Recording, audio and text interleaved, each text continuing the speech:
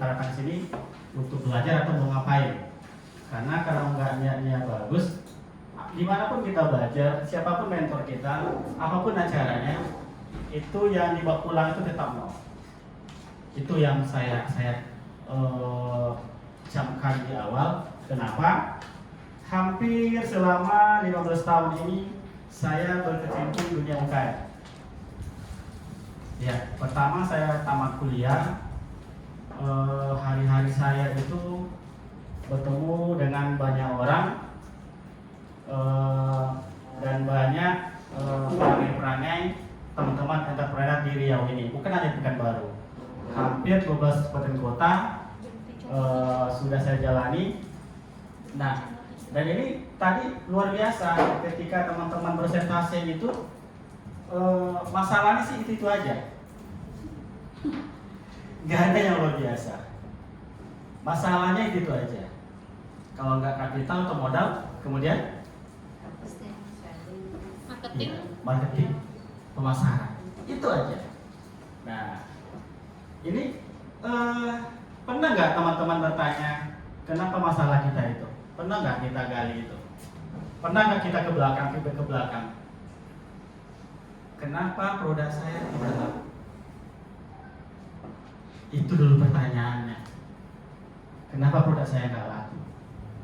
Tadi teman-teman dengan luar biasanya mempresentasikan produknya itu. Nah, kalau yang sudah presentasi, kalau saya lihat nggak ada masalah dengan produknya, nggak ada masalah saya lihat. Nah, tapi saya yakin dan percaya teman-teman datang ke sini kepengen belajar lagi. Tadi sudah ada yang memberanikan scale up bisnis, itu luar biasa itu. Nah, kalau bagi kita di Riau, di Pekanbaru, yang nama scale up itu gimana ya? Nah, ini jadi pertanyaan. Nah, banyak kita mendengar bagaimana naik kelas. Nah, naik kelas yang seperti apa? Scale up yang seperti apa? Nah, itu dulu. Nah, mungkin di materi awal ini bagaimana pentingnya sebuah inovasi. Nah, mungkin dari teman-teman sudah tahu apa itu inovasi. Ada yang tahu? Iya. Ada yang tahu apa itu inovasi?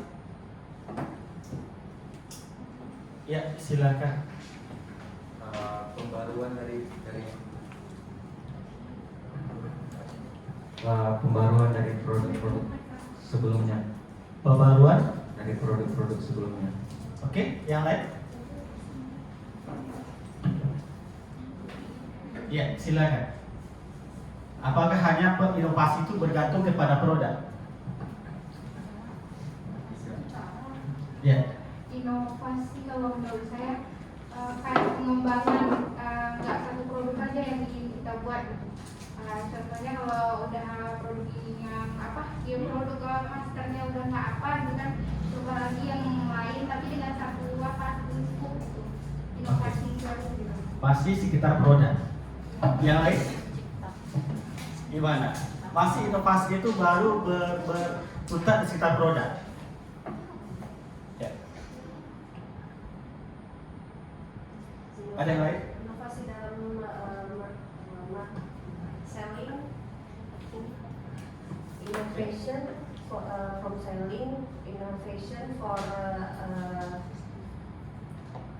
service excellence. Ya. Kalau untuk di bagian saya, inovasi dalam membina karyawan. Inovasi dalam membina karyawan. Beda-beda tipis.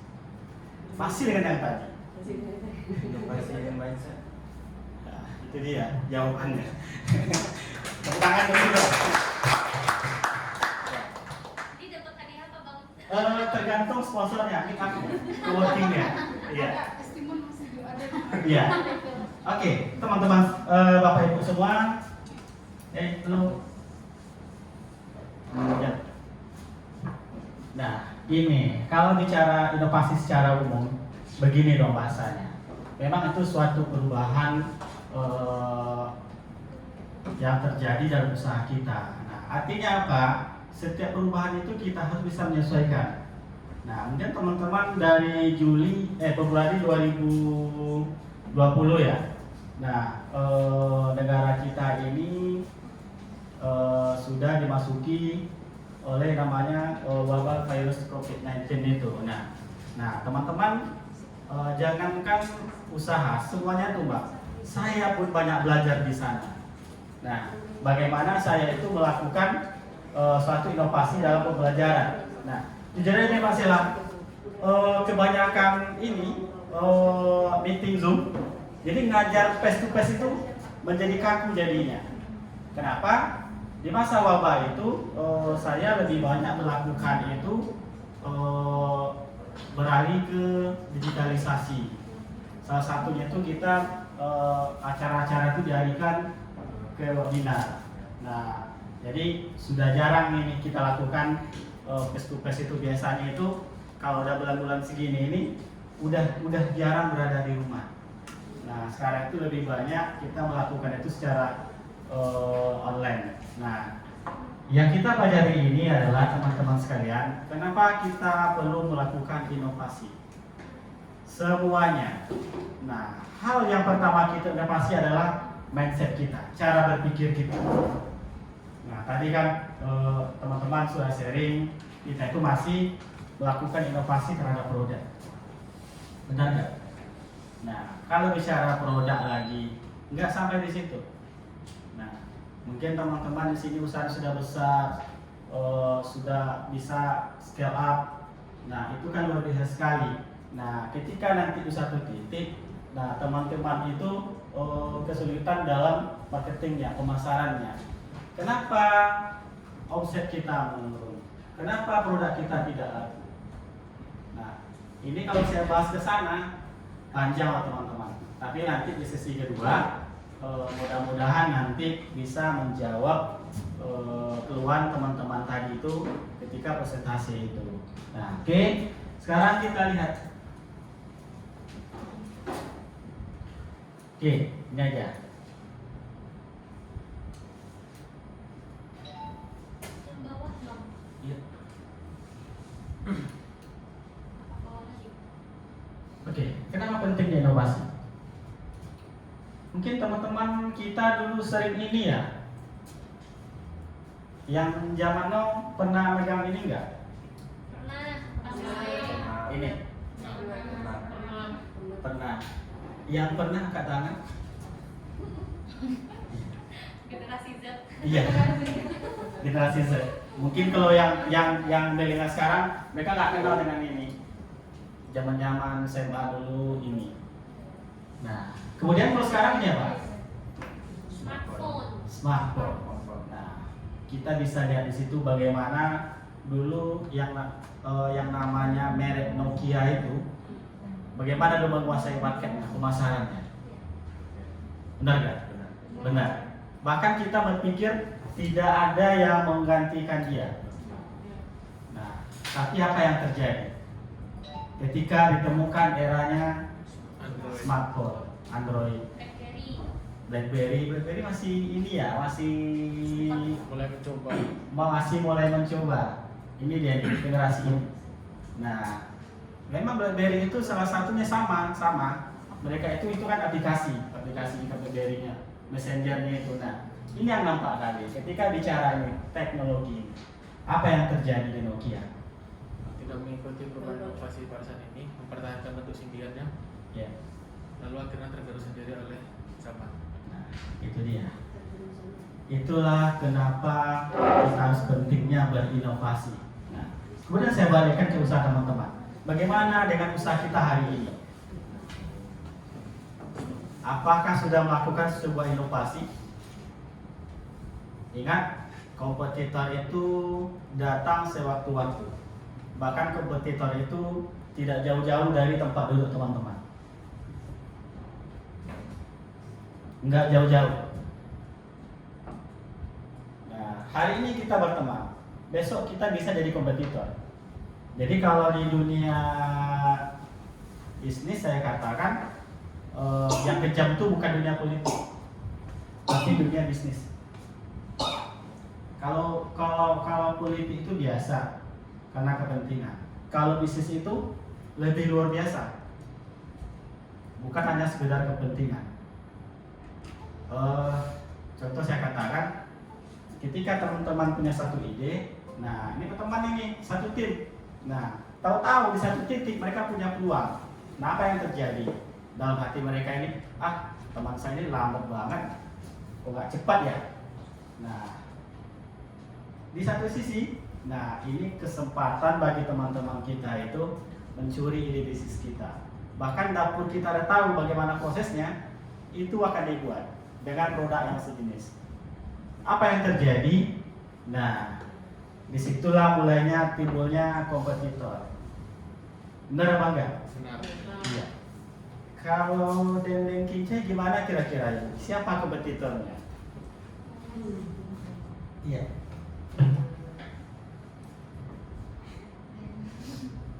Kompetitor kita masih di seperti pagi sore. Berarti rumah makan Padang. Iya, rumah makan Padang. Iya. Secara umumnya rumah makan Padang. Iya. Pernah nggak ya? Tapi saya sering kok makan kincai itu memang berbeda dia. Ya berbeda dari yang lain.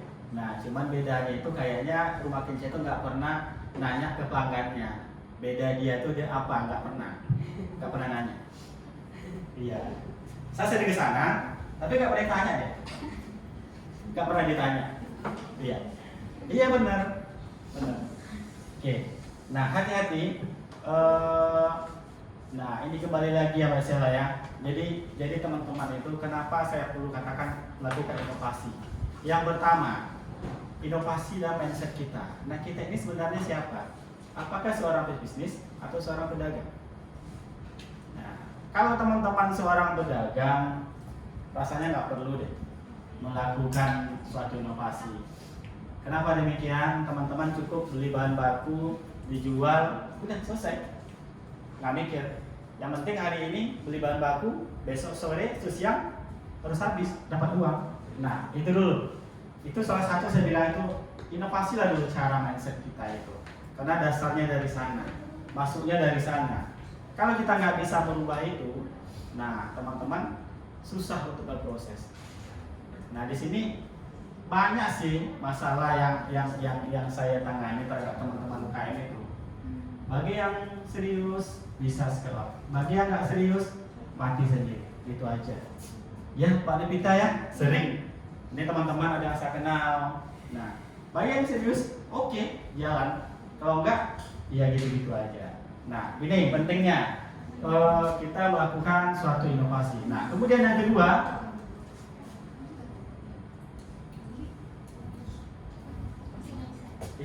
oke. Nah ini yang saya bilang tadi. Ini untuk meminimalisir persaingan. Bagaimana kita memperkecil persaingan kita. Nah, kalau kita hanya itu aja produk, kira-kira cepat mati nggak? Iya. Dari yang pertama tadi itu, salah satu yang dilakukan bagaimana kita ini bertahan lama. Makanya saya kembali, yang kita inovasi itu adalah cara berpikir kita, mindset kita. Jadi kalau nggak mau berubah, produknya sebagus apapun yang kita katakan, ya tetap mati. Tapi sepanjang presentasi tadi itu, tidak berapa orang yang mengatakan produknya itu bagus. Seharusnya teman-teman itu lebih gregetan, lebih semangat. Produknya itu, produk saya ini bagus. Bagusnya di mana? Nggak ada yang menyampaikan itu. Hanya menyampaikan masalah saya di sini Pak, kekurangan saya di sini Pak. Nah ingat kalau di dunia marketing pemasaran, kalau dia tahu masalah itu jadi peluang. Nah tadi enggak, masalah yang tadi itu masalah yang buat usaha kita mati. Benar enggak? Semuanya masalah yang diceritakan. Nah kayak apalagi kayak masker. Nah ini masker yang buat sendiri. Itu yang saya pakai itu, saya beli cuman berapa ya? 20.000 sampai Pekanbaru. Barangnya dari mana? Cina. Itu saya bilang, hati-hati teman-teman. Dari Cina. Nggak butuh lama, cuman waktu 4 hari 3 hari lah paling lama. Nah, sekarang yang dipakai Pak Sela itu sensi beli apotik itu. Mereka sudah order juga. Banyak, ada yang di apotik, ada yang online juga. itu harganya memang sedikit berbeda. Nah, kenapa saya bilang ke teman-teman, inilah perlunya kita ini melakukan suatu inovasi. Nah, jelas mereka itu kenapa mereka bisa murah, kenapa apa, itu nanti kita pelajari nanti di sesi model bisnis nanti. Nah, dasarnya situ dulu. Jadi kalau kita bicara model bisnis nanti bicara inovasi, sementara yang kita bicarakan itu nggak tahu apa, abang semuanya. Nah, ini kenapa yang kedua, kenapa kita harus melakukan suatu inovasi. Jadi untuk minimalisir persaingan. Oke, next Mbak. Nah, ini dia. Mengakomodir kebutuhan pelanggan. Itu yang saya sampaikan tadi Bu, yang ownernya Kincai itu. Kenapa saya bilang tadi itu nggak pernah ditanya? Ya, feedbacknya untuk usaha kita. Kira-kira apa sih bedanya dendeng Kincai itu dengan dendengnya ini Padang? Nah, kemudian apalagi kira-kira yang buat rasanya beda dari yang punya restoran Padang? Nah, itu kalau siapa dulu ya teman saya yang pernah kerja di sana ya? Dia dulu jual ini ya, bulu kemojo ya. Oh iya. Sekarang dia itu udah bergeser arah bisnisnya saya lihat. Iya. Iya, udah bergeser dia. Manajer dulu. Iya, manajer ya. Nah, itu pernah juga waktu acara di kantor kita sering order juga dulu. Makanya Bu saya tahu. Oke, nah ini contohnya. Teman-teman kalau megang smartphone itu awal-awal sinyal kita itu apa? 3G udah generasi 3 berarti. 3G. Iya. 2G, 3G. Nah, 2G istilahnya iya. Iya, 3G sekarang 4G. 4G menuju 5G. Nah, sekarang apa lagi? 5G. 5G. Nah, teman-teman ada yang bisa jawab, kenapa mereka melakukan itu? Mengakomodir kebutuhan pelanggan. Iya. Iya benar. Dari tadi saya memunculkan gambar-gambar ini sengaja. Jadi keywordnya itu sudah saya taruh di atas. Artinya apa teman-teman? Setiap produk yang teman-teman buat itu, produksi itu, nah kira-kira sudah mengakomodir kebutuhan pelanggan enggak? Nah nanti saya yakin nanti dan percaya teman-teman lebih memahaminya ketika kita belajar nanti di model bisnis. Nah ini semua kejawab. Kenapa nanti harus melakukan suatu inovasi? Next Pak. Balik dikit lagi ke atas. Kayaknya ada kelewat ya. Ini dia. Jadi inovasi itu tidak cukup juga hanya sekedar inovasi, tapi sedikit kreatif lah. Jadi zaman sekarang ini teman-teman harus kreatif juga, baik kreatif dalam pemasarannya, kreatif dalam produksinya. Nah, kalau enggak sekarang teman-teman saya katakan mati, itu aja, mati, nggak ada jalan lain. Kalau nggak inovasi dan nggak kreatif itu mati. Oke, lanjut Mbak. Nah ini dia, bagaimana caranya? Salah satu yang bisa kita lakukan bagaimana melakukan inovasi terhadap usaha kita adalah kita meminta testimoni dari pelanggan. Nah ini saya bilang dari itu Mbak. Ibu siapa namanya Ibu? Ayu. Ibu Ayu. Kemudian Ibu Asri, yang saya kenal juga ini apoteker juga, bisnis juga, ya. Muati, bisa sering kenal juga teman-teman ini. Nah ini perempuan tangguh semua di sini. Tepuk tangan dulu dong. Masa perempuan tangguh nggak mau semangat kan? Jadi pertanyaan juga. Kalau kita gimana? Ini orang ya usaha apa enggak sih? Serius apa enggak sih? Nah, oke. Nah, kemudian ini yang paling penting. Di zaman sekarang teman-teman harus mampu mengoptimalkan teknologi informasi. Nah, mungkin di sini ada yang pakarnya nih. Nah, ada yang bagian yang ini. Nah, kenapa? Itulah salah satu inovasi yang dilakukan di digital marketingnya. Kalau teman-teman tidak melakukan ini, udahlah, Berarti itu teman-teman bukan hidup di zaman era digital, tapi masih di zaman iya. Makanya saya bilang, yang hal dasar yang perlu inovasi adalah mindsetnya, pola pikir kita. Oke, lanjut Mbak. Nah, ini dia menciptakan kultur kreatif. Ada yang tahu apa maksudnya? Ya, contoh di Indonesia kita itu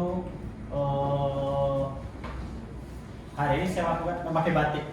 Kira-kira batik itu produk kita nggak? Ya, jadi branding orang Indonesia nggak? Berkaitan dengan kultur nggak? Oke. Kemudian saya contohkan lagi pizza. Itu biasanya kita kenal di mana? Italia, di daerah Eropa, Amerika. Nah, kalau kita setiap hari-hari makannya pizza, cocok nggak orang Indonesia bilang orang Timur? Enggak. Kalau orang Eropa itu kan biasa makannya kayak gitu. Nah, kira-kira begitu dia. Termasuk produk kita. Memang sih kalau yang kultur ini, kalau dalam inovasi ini sedikit kesulitan untuk menemukan itu. Tapi bisa, itu aja. Contohnya yang saya pakai ini batik. Kemudian kebiasaan-kebiasaan kita aja apa aja. Itu berkaitan dengan produk kita. Oke, lanjut Mbak. Oke. Nah, ada pertanyaan sampai di sini?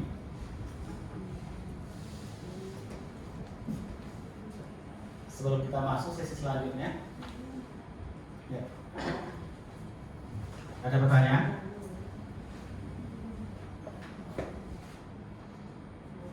Saya nggak mau kasih yang berat-berat, nanti kebingungan nanti. Oke, silakan.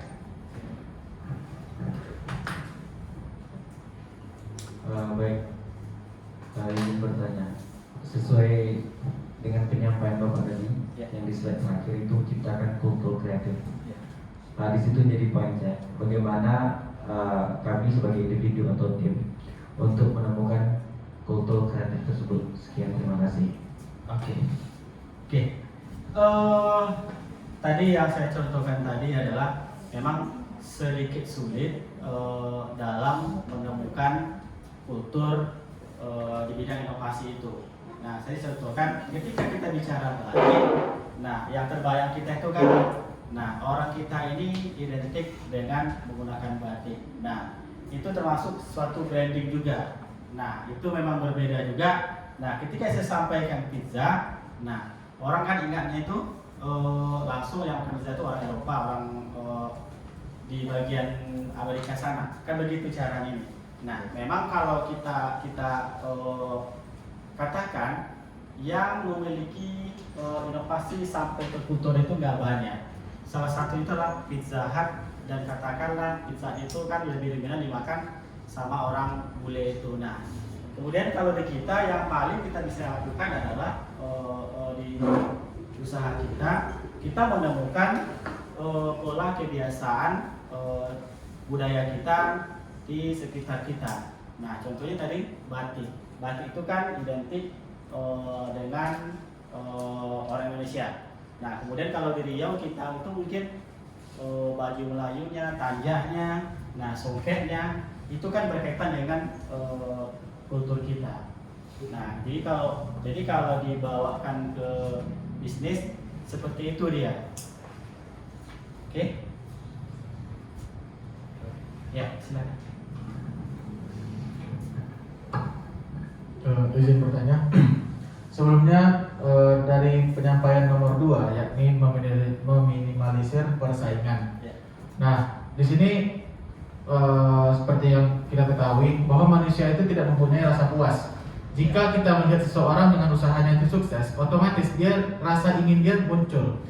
Nah, dalam artian kita punya teman, bahasa teman seperti KFC dan CFC. Ya. Nah, jika di CFC itu muncul ketika KFC sudah jaya di Indonesia, bagaimana cara kita meminimalisir rasa persaingan antara kedua usaha yang dengan tujuan sama gitu, dengan pemiliknya itu berbeda? Mungkin itu saja, terima kasih.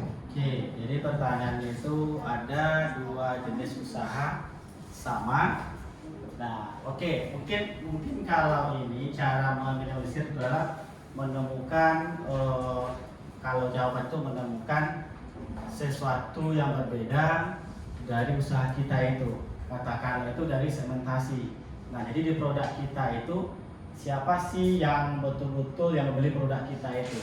Nah, jadi kalau kita bersaing dengan yang sudah besar, itu nggak mungkin. Kalau kita katakanlah itu startup, kita kan awal, baru. Nah, jadi disampaikan tadi, manusia tidak pernah puas. Memang iya. Makanya saya bilang tadi kepada teman-teman, kompetitor kita itu nggak jauh-jauh dari kita. Bisa saja di belakang kita, bisa saja di jalannya kita. Nah, jadi caranya itu ketika dia melakukan itu hal yang sama dengan kita sudah siap-siap melakukan strategi selanjutnya. Makanya kepada teman-teman, ketika bicara model bisnis, bicara bisnis plan, bicara dapur, teman-teman itu nggak boleh terbuka. Itu pesan saya. Saya tahu itu karena kejadiannya banyak seperti itu. Nah, mungkin kalau yang lain santai aja. Mungkin kalau saya sudah banyak mengetahui rahasia dapur teman-teman itu. Nah, ketika dia produk itu, bagaimana cara mematikannya? Itu ada juga ilmunya. Nah, untuk minimalisir itu, nah, lakukanlah sesuatu yang berbeda di usaha kita itu. Contohnya bisa saja dari segmentasinya. Bisa saja nanti produk kita ini contohnya dari rasanya. Itu berbeda. Nah, kita lihat sekarang ini. Mungkin teman-teman nggak pernah melihat gambar pizza di depan itu. Kira-kira Pizza Hut nggak kedua-duanya? Enggak. Kenapa? Kenapa saya lakukan gambar yang berbeda itu? Contoh dari persaingan juga. Iya. Sama-sama pizza kan? Iya, sama-sama juga. Iya. Laku nggak semuanya itu? Ada yang laku, ada yang enggak. Enggak. Pertanyaan laku nggak? Kejual nggak? Kejual. Kejual. Jawabannya laku dan kejual. Kalau nggak kejual, udah tutup tuh pizza itu. Udah tutup di hari itu. Nah, ini yang saya pengen lihat kan, kenapa gambar yang berbeda saya tampilkan. Inilah cara minimalisirnya.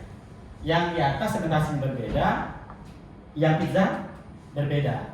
Tapi hari ini di masa pandemi, saya nggak lihat itu lagi. Semuanya bagaimana bertahan usahanya. Kebayang nggak? Pizza yang biasanya tempatnya wow di mall, sekarang harus banting setir jualan di pinggir jalan. Termasuk yang PSD ini, PHD ini. Di Goba ada, di Serikandi ada, mereka melakukan ini juga. Nah, sebenarnya mereka sama-sama jualan pizza, cuman mereka ini lagi menjaring pelanggan yang berbeda. Kalau kantongnya gede, pasti milihnya Pizza Hut. Kalau kantongnya biasa-biasa aja, iya, beda kan? Ini nggak bisa kita tahan, cuma menurut dari segmentasi pelanggan. Nah, kita sudah tahu kan? Pizza Hut pelanggannya nggak mungkin menengah ke bawah, pasti menengah ke atas. Itu udah pasti. Nah, kemudian yang di sini gimana? Menengah ke bawah. Jadi semuanya jual pizza, tapi tidak ada saling. Karena dia punya klaster pelanggannya sendiri. Iya, itu dia. Makanya saya bilang ini ketika bicara model bisnis, teman-teman hati-hati. Sekarang apa yang menjadi fenomena di Pekanbaru? Kalau teman-teman pebisnis pasti tahu itu, khususnya yang berada di sepanjang Arifin. Ibu Martin, apa yang dia mati? Dari ujung ke ujung? Bunga sama bisa. Bunga? Bunga tempat ngopi. Tempat nongkrong kan. Poinnya. TikTok. Iya, kalau bunga sih memang dari dulu Arifin itu. Iya. Sekarang apa yang berubah? Wajah Arifin itu. Coffee shop. Hmm? Coffee shop.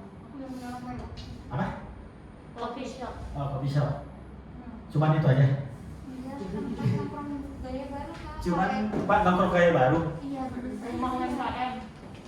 Rumah UKM. Ya, itu aja. Nah, gini, sebenarnya gini teman-teman. bahasa yang pas itu adalah tumbuhnya pusat perekonomian yang baru, khususnya di kuliner, termasuk itu yang kopi shop apa lagi, yang kayak di TikTok, bakso apa lagi. Madayu. Nah itu kan timbul suatu daerah baru yang menggerakkan ekonomi kuliner. Nah teman-teman, seorang pebisnis harus bisa dan peka terhadap lingkungan di sekitar. Itu baru pebisnis. Nah, salah satu bagaimana kita menyelesaikan pelanggan, itulah salah satunya tuh. Kita harus tahu perubahan setiap waktu-waktu. Nah, jadi kalau kita nggak mau lihat situasi, makanya bisnis kita ini mudah tergerus. Itu yang dialami sama Nokia tadi. Dia merasa dia paling hebat, dia paling apa. Tahu-tahu muncul eranya Android. Dulu rasa-rasanya Android sebagai mimpi ya, nggak mungkin lah. Layar yang disentuh-sentuh tuh nggak mungkin rasanya dulu. Nah sekarang apa kejadiannya? Apalagi yang sekarang ini kayak sensor apa segala macam itu kan suatu mustahil dulu. Nggak mungkin lah katanya bagi kita. Nah sama dengan usaha teman-teman.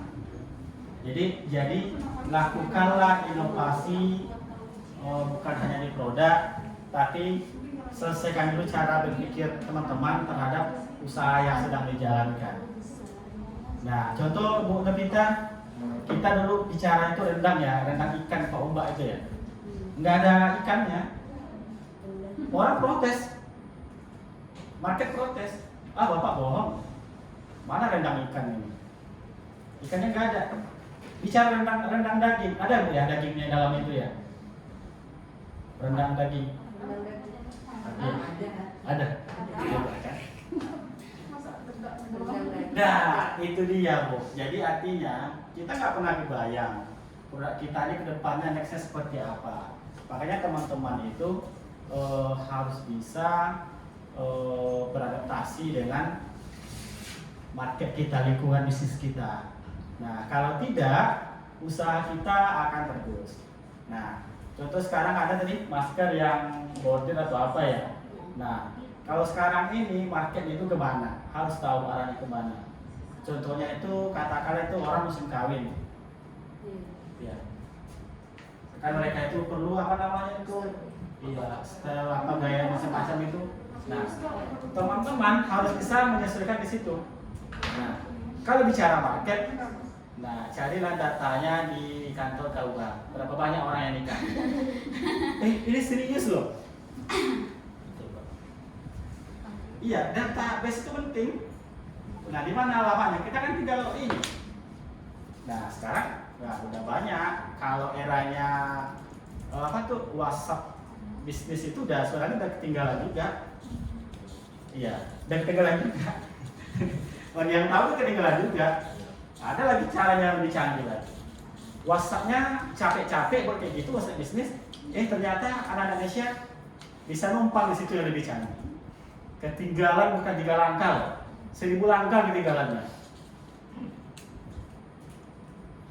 Benar nggak? Ada yang tahu? Kalau yang bilang iya sudah tahu deh. Ya sekarang bukan hanya sekedar bus itu nggak sekedar itu lagi.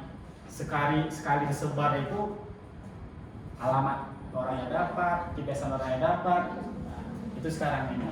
Makanya kemarin itu ada yang lapor ke saya, Pak, benar nggak data ini Pak, pengumuman ini Pak? Saya bilang begini, Bapak cek dulu saya bilang. Nah ternyata ada modus bagaimana mendapatkan data teman-teman di media sosial itu. Dia kan memberikan informasi dari lembaga tertentu lah. Nah itu banyak hati-hati.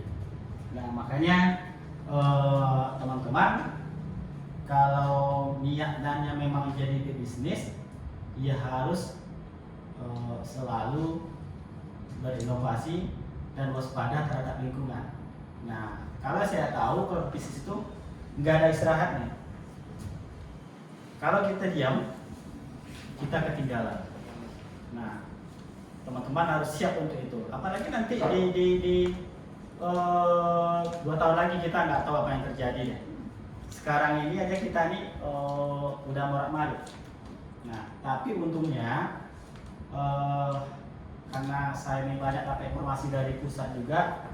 Nah, untungnya perekonomian kita ini memang ditopang sama UMKM. Nah, teman-teman inilah sebenarnya yang menjadi tulang punggung negara kita ini. Nah, mungkin teman-teman kondisi di Malaysia nggak tahu, kondisi Thailand nggak tahu. Nah, sebenarnya di Malaysia ini lagi terpuruk. Iya, terpuruk. Mereka yang biasa hidup mewah sekarang itu mereka enggak. Kenapa? Salah satu yang jadi penyebabnya adalah dulu mereka ini terbiasa hidup senang. Contohnya, di negara itu satu keluarga itu 1 hektar kelapa sawit. Mereka tinggal nggak perlu deh buka usaha, duduk di rumah udah setiap bulan masuk. Sekarang sejak COVID kita nggak lagi ngirim jual minyak sawit ke Rotterdam, ke Belanda, kita nggak lagi mampir ke Singapura, nggak lagi. Sekarang Indonesia itu sudah mampu melakukan inovasi terhadap B20, itu untuk bahan bakar solar. Kemudian minyak makan.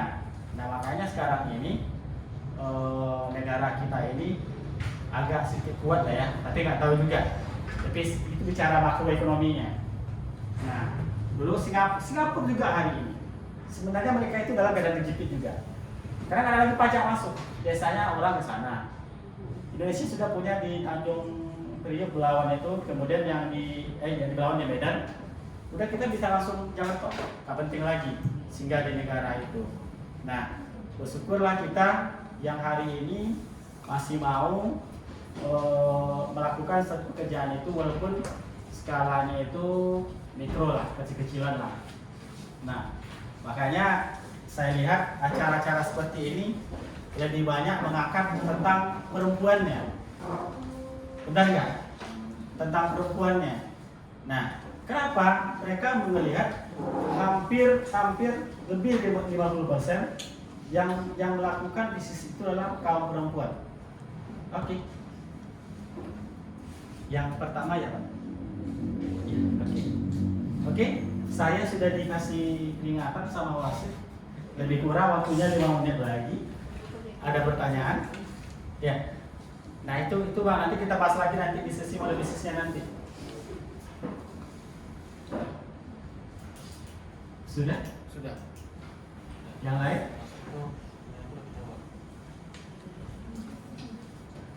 Oke, cukup? Cukup?